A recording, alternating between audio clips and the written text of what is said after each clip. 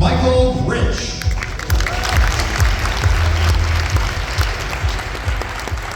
Good morning, everyone. As Maria did, I need to start with a disclosure as well. I am not Dan Jordan. We've cleared that up. It is humbling to serve as a moderator for a panel titled The Power of Advocacy. So when done well, advocacy can change the nation in one fell swoop. CMS can tell you that, I think.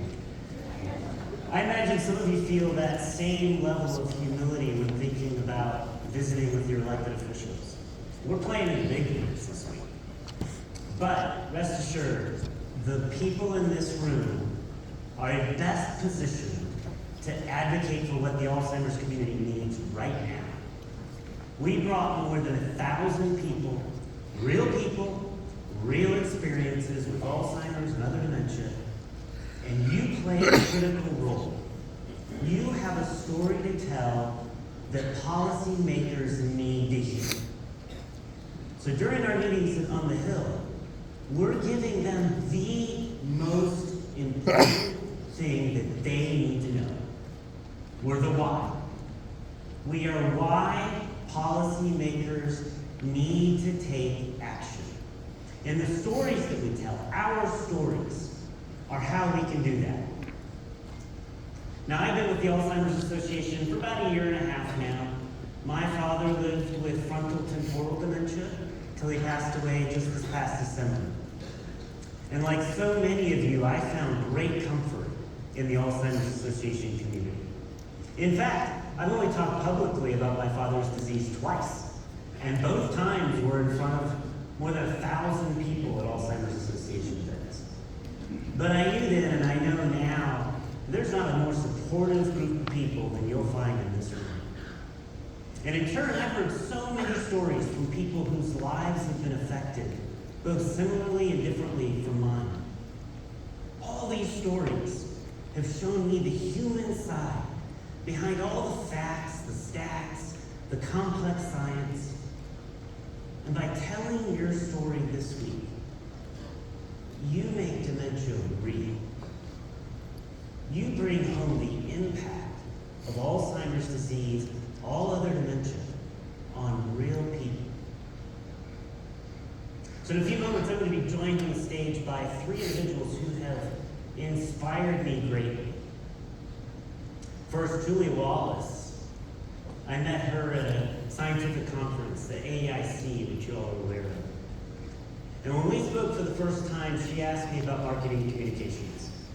Now, we were at a reception, it was probably light conversation, but I remember her as probing.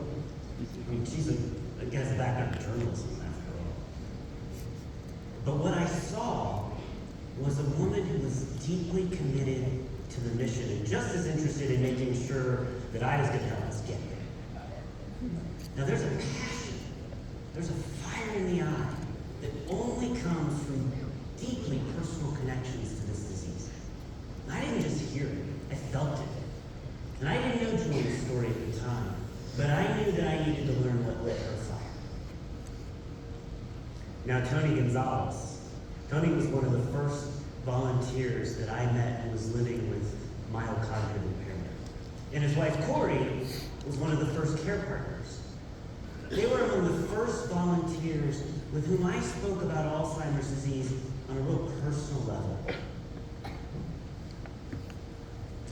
That could be awkward the first time, but Tony and Corey put me at ease.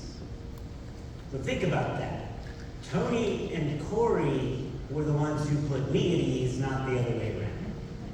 In fact, we laughed together about the fact that dementia allowed both Tony and my father to experience some of the joys of life for the first time, again.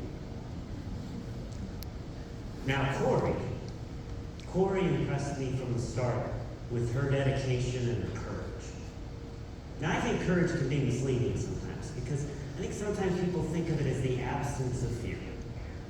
Or worse, particularly in healthcare, or worse, it can imply that if we're only strong enough, then we can get through anything without suffering the difficulty that comes along.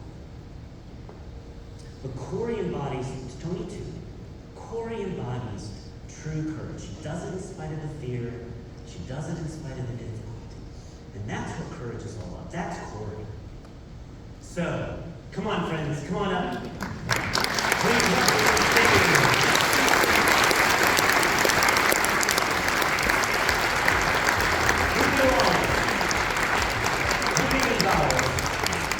And Corey Gonzalez. Thank you all for being here. So I want to start with you, Julia.